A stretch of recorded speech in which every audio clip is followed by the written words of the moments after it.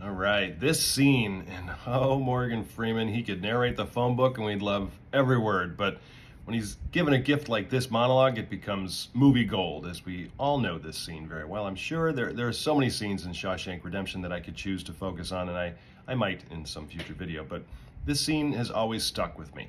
When I was trying to come up with my favorite movie scenes, I knew I wanted to use at least one from Shawshank, but this scene just kept popping into my head, and I wasn't sure why until I really looked at it, until I really looked at why it was so moving and just plain fantastic. When audiences spend time with a character, most of that time is spent seeing the character set in their flaws, their old belief systems and patterns. We get comfortable with that character. We know what to expect, and that's comfortable for audiences. But as writers, we don't want the audience to get too comfortable.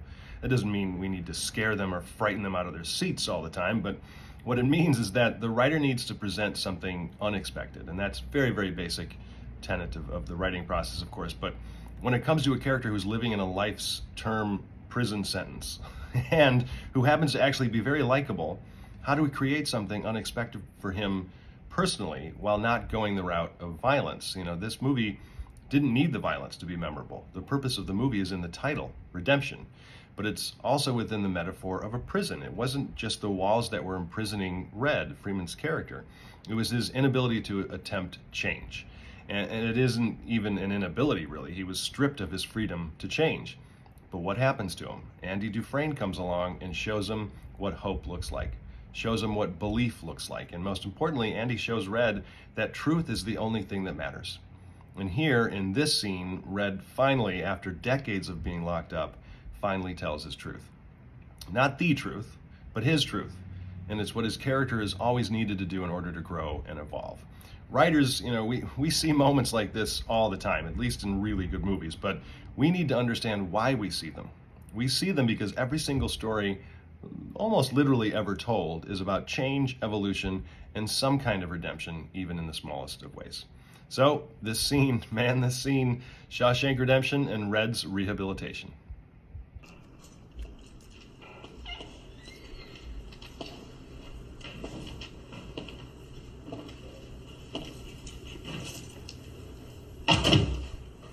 Please sit down.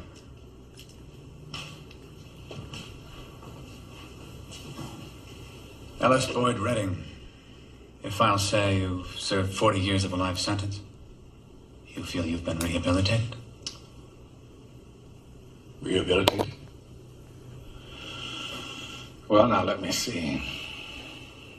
You know, I don't have any idea what that means. Well, it means you're ready to rejoin society. I know what you think it means, Sonny. To me, it's just a made-up word. A politician's word, so that young fellas like yourself can wear a suit and a tie and have a job. What do you really want to know? Am I sorry for what I did? Well, I am. There's not a day goes by I don't feel regret. Not because I'm in here, because you think I should. I look back on the way I was then. A young, stupid kid who committed that terrible crime. I want to talk to him. I want to try to talk some sense to him. Tell him the way things are. But I can't. That kid's long gone. This old man is all that's left. I gotta live with that. Rehabilitated. It's just a bullshit word. So you go on and stamp your form, Sonny, and stop wasting my time. Because to tell you the truth, I don't give a shit.